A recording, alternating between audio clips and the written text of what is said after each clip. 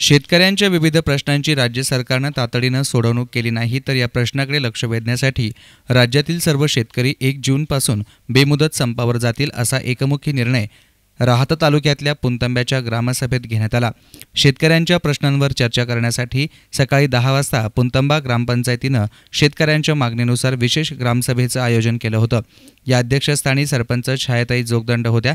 यावेळी माजी जिल्हा परिषद सदस्य वैजयंती धनवटे, माजी सरपंच सुधाकर जाधव, माजी उपसरपंच बलराज धनवटे, आबा डोखे, चंद्रकांत धनवटे, प्रताप वाहाडणे, त्र्यंबक बोरबणे, किसन बोरबणे, ग्रामसेवक सोमनाथ पटाईत, संभाजी गमे, गणेश बनकर, सदा वाहटुळे आदींसह ग्रामपंचायतीचे सदस्य, पुंतंबा परिसरातील अनेक गावातील शेतकरी आणि महिला मोठ्या संख्येने उपस्थित होत्या।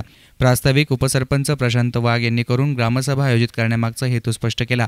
शेतकऱ्यांच्या प्रश्नांवर चर्चा करण्यासाठी विशेष ग्रामसभा बोलवणारी पुंतंबा ही राज्यातील पहिलीच ग्रामपंचायत असल्याचा त्यांनी आवर्जून उल्लेख केला। अरुण बोरबणे, अभय चव्हाण, पुरुषोत्तम जेजूरकर, अशोक बोरबणे, नवनाथ वाणी, दत्ता धनवटे, सर्जेराव जाधव, बाबा खोसे, अनिल शिंदे, सीमाताई नरोडे, भोरकडे, चंद्रकांत उंडे, विठ्ठल शेळके, सोपानराव देवकर, बापूसाहेब आढाव, विलास कदम, बापूसाहेब सुरडकर, रुपेंद्र काले, चंद्रकांत डोखे यांनी यावेळी मनोगत व्यक्त केली। धुळे येथील बाळासाहेब सोनवणे आणि श्रीगोंदा येथील विलास धनवटे या शेतकऱ्यांनी आता लढायला शिकलं पाहिजे। पुंतंबा ग्रामस्थांनी शेतकऱ्यांच्या प्रश्नांवर ग्रामसभा आयोजित करून संघर्षाला सुरुवात केल्याबद्दल त्यांचे धन्यवाद मानले।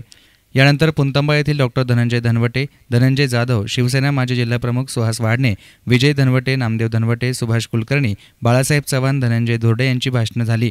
शासनाने वेळीच दखल घेतली नाही तर अगोदर दूध बंद, भाजीपाला विक्री बंद आणि 1 जूननंतर पेरणी बंद आंदोलन करण्याचं जाहीर करण्यात आलं। राज्यातील सर्व शेतकरी बेमुदत संपावर जाणार आहेत। संपात शेतकरी सहभागी व्हावेत म्हणून गावोगावी बैठक सभा घेऊन जनजागृती केली जाणार असल्याचंही स्पष्ट करण्यात आलं। देशाला पोषण्यासाठी शेतकरी कर्जबाजारी झाला आहे आणि हे कर्ज फेडण्याची नैतिक जबाबदारी ही देशाचीच आहे। म्हणून सरकारने ही कर्जमुक्ती केली पाहिजे। शेतकऱ्यांसाठी काहीतरी सरकारने मदत केली पाहिजे।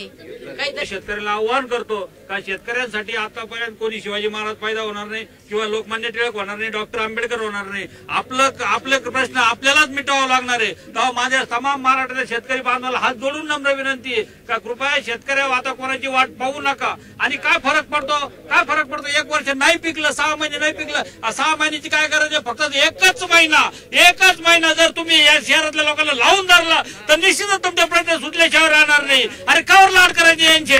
मी म्हणतो फक्त 1 महिना तुम्हाला संपावर जायची सुद्धा गरज राहणार नाही। फक्त शेतकऱ्यांनी आता जागृत व्हायची गरज आलेली आहे। फक्त माझ्या तमाम महाराष्ट्रातल्या शेतकऱ्यांना नम्र विनंती, हात जोडून नम्र विनंती की बाबा आता तरी जागे व्हा। फार आपल्या बंधू बांधव सरणावर चालले तरी तुमचे डोळे उघडत नाही। सर्व महाराष्ट्रातील शेतकऱ्यांना माझी नम्र विनंती आहे। शेतकऱ्यांचा 7/12 कोरा झालाच पाहिजे। दुधाला 50 रुपये भाव मिळालाच पाहिजे। ठिबक सिंचन आणि तुषार सिंचनाला 100% अनुदान दिलं पाहिजे। शेतमालाला हमीभाव दिला पाहिजे। आत्महत्याग्रस्त शेतकरी कुटुंबाला प्रत्येकी 15 लाख रुपयांची नुकसान भरपाई देण्यात यावी। मोफत वीज पुरवठ्यासह स्वामीनाथन आयोग लागू करा आदी ठराव सरपंच छायाताई जोगदंड यांच्या अध्यक्षतेखाली मांडण्यात आले। शासनानं शेतकऱ्यांचे प्रश्न तातडीने मार्गी लावावेत अशी मागणी केली। आमचे शेतकरी आईवडील आत्महत्या करणार नाहीत पण संघर्ष जरूर करतील असं त्यांनी ठणकावून सांगितलं। शहरामध्ये आम्ही आमचे दूध विकणार नाही किंवा आमचा भाजीपाला हा गावात शहरांमध्ये जाऊ देणार नाही आणि धान्य पीक खरं तर आम्ही शेतात जाणंही बंद करू। जर सरकारने आमच्या शेतीमालांना भाव दिला नाही किंवा आमच्या पिकांना भाव दिला नाही तर आम्ही सगळे संपावर जाऊ। येत्या 1 जून पर्यंत आम्ही सरकारला वेळ दिलेला आहे। जर तुम्हाला तुमचा निर्णय घ्यायचा आहे तर तुम्ही निश्चितच तो 1 जूनच्या आत घ्यावा किंवा नाहीतर आम्ही सगळे शेतकरी बंधू एकत्र येऊन नक्कीच 1 जून पर्यंत संपावर जाऊ। पासून आम्ही फक्त आमच्या पुरतच धान्य पिकवणारे असं ठरवलेले संपूर्ण शेतकऱ्यांनी पहिल्या टप्प्यात आम्ही दूध विक्री बंद करणारे, दुसऱ्या टप्प्यात भाजीपाला फक्त स्वतः पुरतच पिकवणारे, गावाच्या बाहेर भाजीपाला जाऊ देणार नाही विक्रीसाठी। आम्ही सरकारने जर आमच्या मागण्या मान्य नाही केल्या तर आम्ही 1 जून पासून हा निर्णय घेणार आहे। आम्ही सरकारला 1 जून पर्यंत टाइम दिलेला आहे। जो आयोग आहे त्याची 100% अंमलबजावणी झालीच पाहिजे आणि आमच्या शेतकऱ्यांचा जो दूध आहे त्या दुधाला 50 लिटर या भावाप्रमाणे 50 रुपये लिटर या रुपयाप्रमाणे आम्हाला भाव मिळालाच पाहिजे। आणि जो शेतकरी हा वयाच्या 60 वर्षापर्यंत जो शेतात राबत असतो त्यांना वयाच्या 60 नंतर पेन्शन योजना ही लागू झाली पाहिजे। ठिबक सिंचन जे आहे त्याच्यावरही अनुदान आम्हाला मिळालं पाहिजे आणि शेतीसाठी जी वीज आहे ती आम्हाला मोफत मिळाली पाहिजे।